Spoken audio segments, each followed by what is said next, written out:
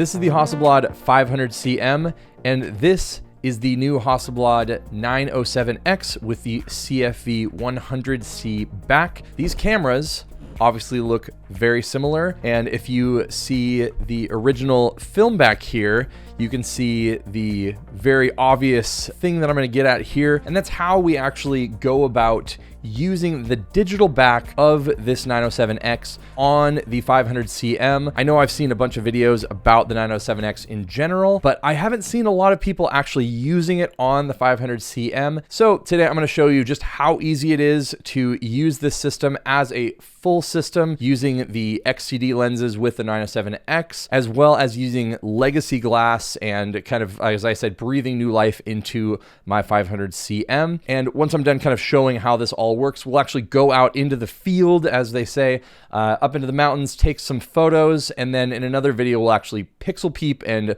break down those images. But today specifically we're going to be talking about using the CFV 100C on the 500cm and actually how that works, looks, and the output in practice. So the nice thing about this whole setup is, like, as you can see, I have 4 different film backs for my 500cm. I can use different film speeds. I can use black and white film. I could use positive films like Ektachrome or something. But the amazing thing is now I can use a digital back on here and have a full 100 megapixel readout of a sensor, which is kind of bonkers. But what's amazing is it just kind of fits in with the rest of the things here. So to remove the film back here, you take this little button, press it over, pull it out. Obviously you want to make sure the dark slide's in there. It probably won't even come out if the dark slide's not in, but then you can just remove it. And then you just do the exact same thing with the 907X. So it has a very similar little button here. It actually has the same V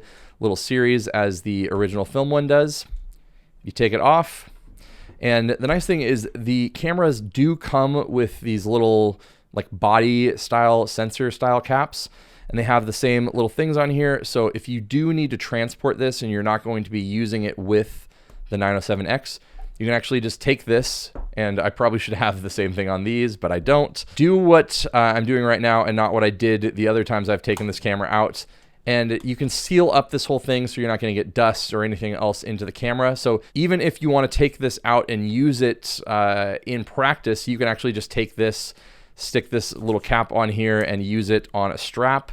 And then you have a pretty hilarious looking thing here, but then you can move it out and not worry about everything getting all messed up. So same thing to take this off. You just take that off, and dang, I already need to clean the sensor. So definitely be sure to check that out and make sure that your sensor is clean before you do this. But moving that on here, you stick this little thing over here, push it in, and now you are set up. You have the camera all set. The amazing thing is I was really surprised that the whole interface and everything just changes slightly when you put this on a film camera. So let's boot this thing up and see what the process is like. Now, in the menu here, you don't see a lot of things. You can change your white balance as well as your ISO, but your lens also controls your aperture and your shutter speed in these V series cameras. I mean, it also controls both in the XCD line of lenses as well, but it's not something you can control on here. It's something you have to manually do on the lens. So once you've opened up everything, you have to make sure that everything is fully wound. You've re-engaged the mirror, and then you would just use this as you would use film. Now, the first thing you do, obviously you want to make sure the mirror is re-engaged.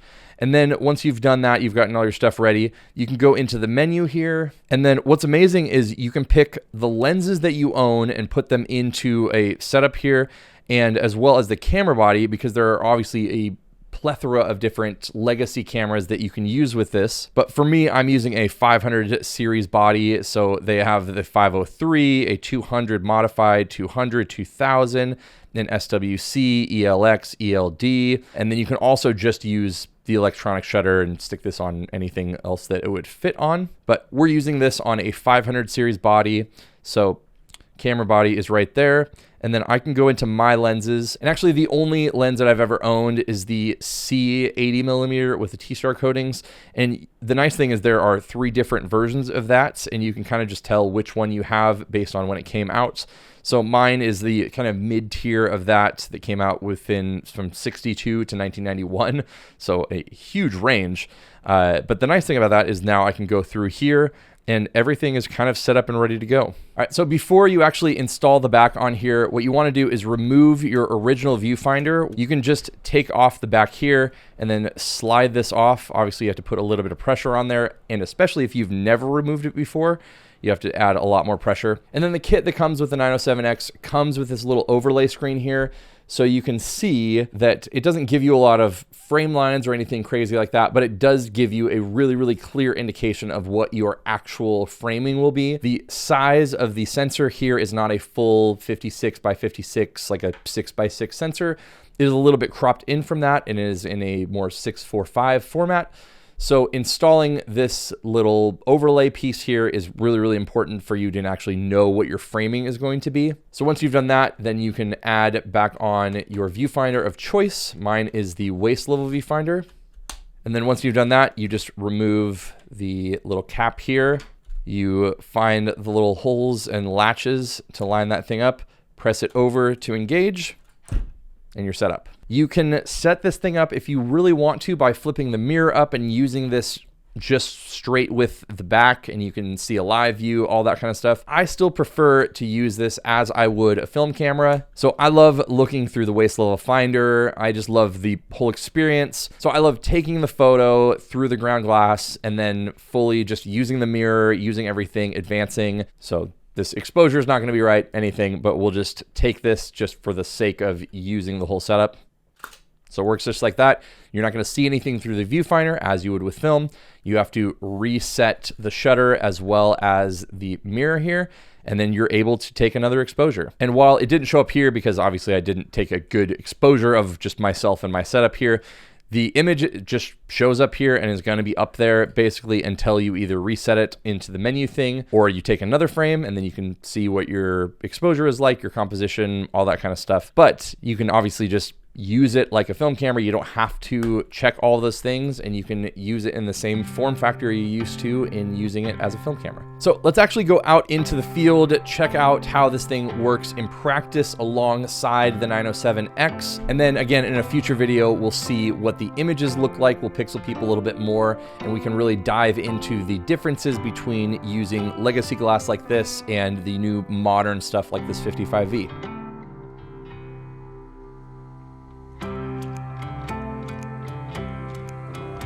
Hey, so we're out here. We have the 500cm and we have the brand new 907X with the 100 megapixel CFV 100C back.